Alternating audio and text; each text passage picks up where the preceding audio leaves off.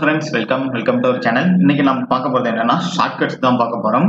எந்த டாபிக்னா ஆட்சியல் நிர்வாக சீர்திருத்த கமிட்டிகள், அதாவது இந்த கமிட்டிகள் எதுக்காக அமைச்சிருக்காங்க அதுக்கான தொடர்பான ஷார்ட்கட் தான் பார்க்க போறோம். ஃபர்ஸ்ட் ஃபொரன்சிக் கமிட்டி அடிப்படை கடமைகள். இதை நம்ம எப்படி ஞாபகம் வச்சுக்கலாம்னா, இப்போ ஒரு மேரேஜ் அப்படின்னா ஒரு தங்கம் அப்படின்றது ஒரு அடிப்படையா தேவை. அதை எப்படி சொல்லுவாங்கன்னா, எத்தனை சவரன் நகை போட்டாங்க அந்த மாதிரி பாணியில சொல்லுவாங்க.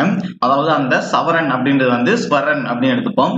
அப்போ ஃபொரன்சிக் கமிட்டி அப்படின்றது அடிப்படை கடமைகள். ஓகே, அடுத்தது பாசல் அலி கமிட்டி மொழிவாரிய மாநிலங்கள். இதை நம்ம எப்படி ஷார்ட்கட்டா ஞாபகம் வச்சுக்கலாம்னா, இப்ப தமிழ்நாடு ஆந்திரா அப்படின்னு வச்சுக்கோங்க.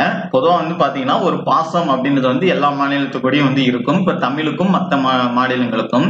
ஆனா ஒருவேளை மொழி அப்படின்னு சொல்லிட்டு ஒரு பிரச்சனை அப்படின்னு வந்துருச்சுன்னா, நான் தான் ஆந்திராக்காரன் தான் பெருசு, நான் தமிழ்ல தான் பெருசு அப்படின்னு சொல்லிட்டு ரெண்டு பேருமே அடிச்சு அழிகிற அளவுக்கு ஒரு நிலைமை ஏற்படும். அதாவது பாசல் அலி கமிட்டி. அது என்னன்னா மொழிவாரிய மாநிலங்கள் அப்படின்னு சொல்லிட்டு வச்சுக்கலாம். அடுத்தது தார் கமிட்டி. இந்த தார் கமிட்டி எதை உணர்த்துது அப்படின்னு பாத்தீங்கன்னா, மாநில எல்லை சீரமைப்பு அப்படின்றது. இப்ப இதை நம்ம ஈஸியா ஞாபகம் வச்சுக்கலாம். எப்படின்னா, தார் கமிட்டி அப்படின்றப்ப ரோடு, அதாவது ஒரு இடத்துல இருந்து ஒரு இடத்துக்கு போறோம் அப்படின்னா ரோட்ல தான் போவோம். அந்த ரோட்டை கிராஸ் பண்றதுலாம் இது இந்த ரோடு இந்த எல்லைக்கு உட்பட்டது, இந்த ரோடு இந்த எல்லைக்கு உட்பட்டது அப்படின்னு சொல்லலாம். அதனால தார் ரோடு, தார் கமிட்டி மாநில எல்லை சீரமைப்பு அப்படின்னு சொல்லலாம். அடுத்தது Sarkaria committee, Rajamannar committee, Naganathan committee. இந்த மூணுமே எதை குறிக்குது அப்படின்னு பாத்தீங்கன்னா, மத்திய மாநில உறவுகள் தான் குறிக்குது. இதை நம்ம எப்படி ஞாபகம் வச்சுக்கலாம் அப்படின்னா, நாகநாதன் அப்படின்னு சொல்லிட்டு ஒரு ராஜா இருக்கான். அவன் தான் அந்த சர்க்காரை ஆண்டுகிட்டு இருந்தான் அப்படின்னு சொல்லிட்டு ஞாபகம் வச்சுக்கலாம். இந்த மூணு பாத்தீங்கன்னா உங்களுக்கு கவர் ஆகிடும்.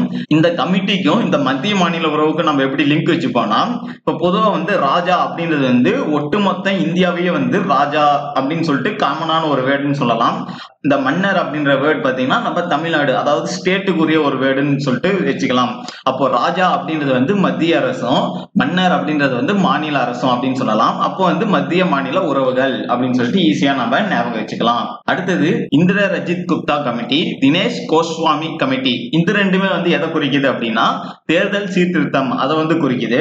இதை நம்ம எப்படி ஒரு ஷார்ட்கட்டா ஞாபகம் வச்சுக்கலாம்னா, இந்திர ரஜித், அதாவது இந்திரன் அப்படின்றது ஒரு சாமி.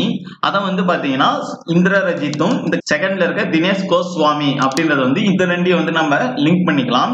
இப்போ இந்த தேர்தல் கொடியும் இந்த கமிட்டிஸ் கொடியும் நம்ம எப்படி ஞாபகம் வச்சுக்கலாம் அப்படின்னா, தினேஷ் கோஸ்வாமி அப்படின்றது இந்த கோஷை கேஷ்னு சொல்லிட்டு ஞாபகம் வச்சுக்கலாம். தேர்தல்னா முக்கியமா அதிகமா எதிர்பார்க்கறது என்ன எதிர்பார்ப்பாங்கன்னு பாத்தீங்கன்னா, கேஷ் தான் எதிர்பார்ப்பாங்க. சோ அதனால தினேஷ் கோஸ்வாமி கேஷ் அப்படின்னு சொல்லிட்டு ஞாபகம் வச்சுக்கிட்டு இது ரெண்டு தேர்தல் சீர்திருத்தத்துக்கு லிங்க் இருக்கு அப்படின்னு சொல்லிட்டு இது பண்ணிடலாம். அடுத்தது பல்வந்த் ராய் மேத்தா கமிட்டி, 3 அடுக்கு பஞ்சாயத்து முறை, அசோக் மேத்தா கமிட்டி 2 அடுக்கு பஞ்சாயத்து முறை.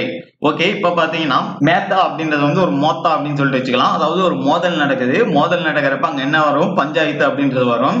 ஓகே, இப்ப பாத்தீங்கன்னா இது ரெண்டுலயுமே மேத்தா அப்படின்றது அது மோத்தான்னு சொல்லிட்டு பஞ்சாயத்து அப்படின்னு சொல்லிட்டு ஞாபகம் வச்சுக்கலாம்.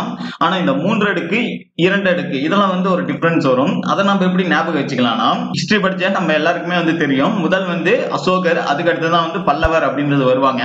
அப்போ இங்க பாத்தீங்கன்னா அசோகர் அப்படின்றது ஃபர்ஸ்ட் வருது, அதனால 2. அதுக்கு அடுத்ததுதான் பல்லவர் அப்படின்றது வருது, அதான் பல்லவன் ராய். அதை நம்ம செகண்டா வச்சுக்கலாம். சோ அதனால 2க்கு அப்புறம் 3 தான் வரும். சோ அந்த ஆர்டர்ல பாக்குறப்ப 2 அடுக்கு பஞ்சாயத்து முறை, 3 அடுக்கு பஞ்சாயத்து முறை அப்படின்றத நம்ம ஈஸியா எடுத்துக்கலாம். அடுத்ததா எல்எம் சின்வி கமிட்டி. இது பஞ்சாயத்து ராஜ் முறைக்கு அரசியலமைப்பு அங்கீகாரம். இதை நம்ம எப்படி ஞாபகம் வச்சுக்கலாம்னா, ரீசெண்டா சின்வி அப்படின்றவங்க வைரமுத்து மேல ஒரு பஞ்சாயத்து வச்சாங்க பாத்தீங்களா, அதை நம்ம ஞாபகம் வச்சுக்கலாம். அந்த பஞ்சாயத்துக்கு அரசியலமைப்பு அங்கீகாரம் வழங்கினுச்சு. சோ அதை பஞ்சாயத்து முறை அரசியலமைப்பு அங்கீகாரம் அப்படின்னு சொல்லிட்டு ஒரு ஷார்ட்கட்டா ஞாபகம் வச்சுக்கலாம்.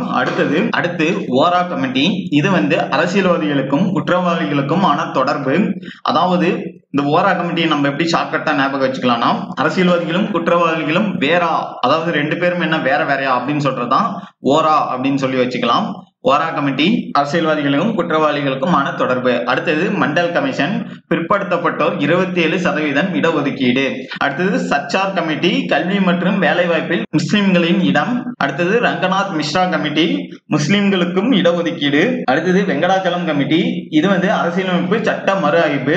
ஓகே, இப்ப இந்த கடைசி 4 மட்டும் பார்த்தோம் பாத்தீங்களா. அதுக்கு உங்களுக்கு ஏதாவது ஒரு ஷார்ட்கட், நல்ல ஷார்ட்கட்டா தெரிஞ்சதுன்னா கீழே கமெண்ட் பாக்ஸ்ல கமெண்ட் பண்ணுங்க. அடுத்ததா உங்ககிட்ட ஒரு கொஸ்டின், பிற்படுத்தப்பட்டோர் நலன் அதனுக்கான முதல் கமிட்டி வந்து யார் அமைச்சாங்க அப்படின்றத வந்து கமெண்ட்ஸ்ல வந்து கமெண்ட் பண்ணுங்க.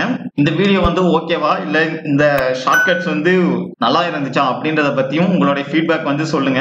உங்களுக்கு ஏதாவது நல்ல ஷார்ட்கட்ஸ் தெரிஞ்சிருந்தா அது வந்து கமெண்ட்ஸ்ல வந்து கமெண்ட் பண்ணுங்க, நம்ம அப்டேட் பண்ணிடலாம். நம்ம யூடியூப் சேனலோட நேம் டிஎன்பிசி அப்டேட், டெலிகிராம் சேனலோட நேம் டிஎன்பிசி அப்டேட்ஸ். இந்த ஷார்ட்கட்டோட பிடிஎஃப் வந்து நம்ம டெலிகிராம்ல வந்து போஸ்ட் பண்ணுவோம். டெலிகிராம்ல ஜாயின் பண்ணி நீங்க அந்த பிடிஎஃப் வந்து எடுத்துக்கலாம். நம்ம டெலிகிராம் சேனலோட லிங்க் கீழே டிஸ்கிரிப்ஷன்ல கொடுத்துருக்கேன். ஓகே, இதுக்கு மேல வந்து கண்டிப்பா வந்து ஷார்ட்கட்ஸ் வந்து நம்ம சேனல்ல போட்டுக்கிட்டே தான் இருப்போம். மறக்காம நம்ம சேனலை சப்ஸ்கிரைப் பண்ணுங்க. அது மட்டும் இல்லாம உங்க ஃப்ரெண்ட்ஸுக்கு வந்து ஷேர் பண்ணுங்க. தேங்க்ஸ் ஃபார் வாட்சிங். ஜெய் ஹிந்த்.